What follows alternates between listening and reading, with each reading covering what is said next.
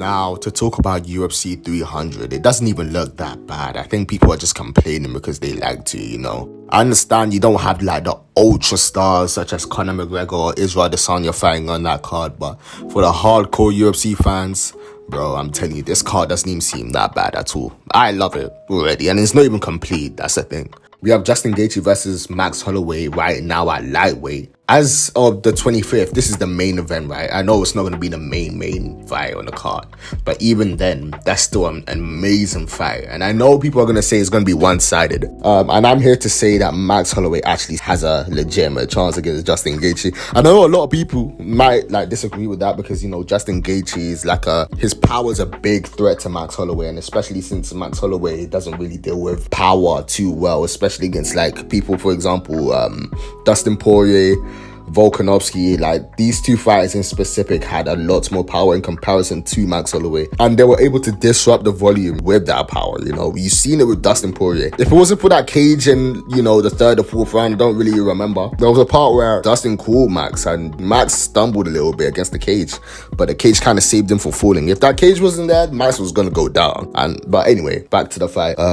Justin Gaethje possesses the leg kicking threat to Max. He also has his right overhand, which is a big issue for Max Holloway as well. The uppercut too, the looping shots, the hooks. But here's the thing, I don't think Justin Gaethje's ever fought someone who's going to give him the same amount of volume as Max will. And Max seems to have become a wiser fighter throughout the years, especially against Dustin Poirier in the second fight. He's older now, and now he's approaching fights where he's being tactical with what he does. He's not just, hitting his chin, beckoning his opponent to come on. Although we'll love that with Justin Gaethje, if Justin Gaethje and Max Holloway started taunting each other in the middle of the ring, or the octagon, and they just went at it. And I think that's going to happen. I think Max Holloway and Justin Gaethje, these two fighters have so much pride within themselves to not let that happen, if you know what I mean. But yeah, that's an amazing fight right there. You have Max Holloway going up to lightweight for the first time in a few years. Although I can't lie, I kind of want Max Holloway to build up to lightweight, to build his frame to be a lightweight fighter instead of just jumping in, because I think it's a bit too early for Max to be going up to lightweight. Because we've seen against Dustin Poirier, he kind of looked undersized against Dustin. And I know Dustin has fought at featherweight before, and they've even fought before in the past, and Dustin's beat Max in the past before.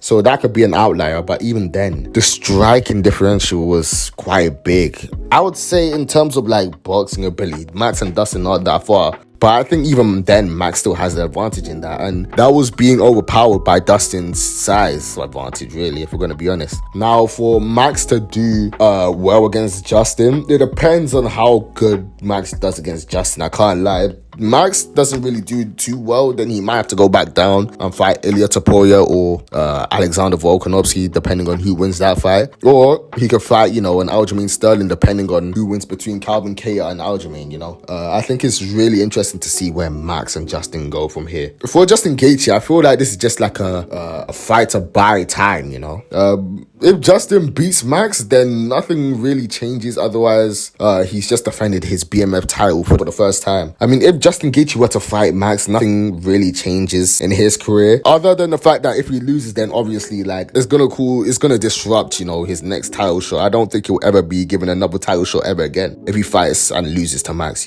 That's the main worry for Justin Gaethje. If he loses, then boy, you can kiss that title shot goodbye, because they're gonna give that to Max straight away, And here's the thing for Max: if he wins this is best case scenario for him, because if he beats Justin Gaethje, let's just say he gets the split decision win against him, or even he knocks him out. I know this is fantasy bullshit. It's probably not gonna happen, but let's just say he wins, which is a possibility. I would say I don't think it's likely, but it's a possibility. We've seen worse underdogs win fights where we would never imagine the other fighter to win. For example, Amanda Nunes versus Juliana Pena. I didn't think Pena could beat Amanda, but here we are. Yeah, for Max, if he beats Justin, if he just overwhelms Justin with his volume somehow and gets him down, or I don't know what exact path of victory for Max he could have, because would Justin be the dangerous fighter later on, or would Max be the dangerous fighter later on? How Max has a cardio advantage for sure, even at lightweight, and Justin can fight for 5 rounds, but he kind of fades towards the third and the fourth and the fifth, and he's kind of easy to hit compared to Max.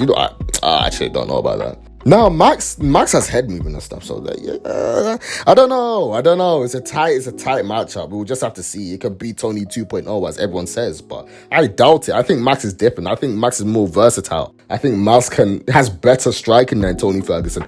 I think he has better shot selection than Tony Ferguson. I don't think it's gonna roll out the way that people think it might. Now, Max Holloway is a threat to Justin Gaethje. I don't care what anyone says. He's like a multiple-time UFC featherweight champion, and he gave Dustin Poirier hell in the second fight, to be honest. And I know Dustin Poirier still won that fight legitimately and dominantly. Not really as dominant, but you know what I mean. I still think it's fair to say that Max can beat Justin Gaethje. It's not impossible, you know what I mean? Like, Max is still young. Max is 32. Justin's 35. They're both in the same height bracket, you know. Justin Gaethje only has a 1-inch reach advantage, so they're basically the same in terms of height and size of reach. It's not that deep of an issue. Like, I don't think Max is, you know, bound to lose as everyone says. Like, come on, man. It's Max Holloway, bro. Best boxing UFC, you know? But anyway, enough of my Max Holloway fanboy. I can't lie. Part of me is rooting for Max, but at the same time, I don't want to see Justin Gaethje lose his title shot. But I think it makes things more interesting if Max Holloway was to beat Justin Gaethje. Therefore, he could solidify his position in the lightweight frame, and he could actually take his time to bulk up to the lightweight frame if he beats Justin Gaethje. Either way, if he wins or loses, he's going to take a lot of damage, and it's going to be interesting to see where Max Holloway will be at after that. But yeah, good luck to the both of them. Please tell me if you like this video, and take care of yourself, guys.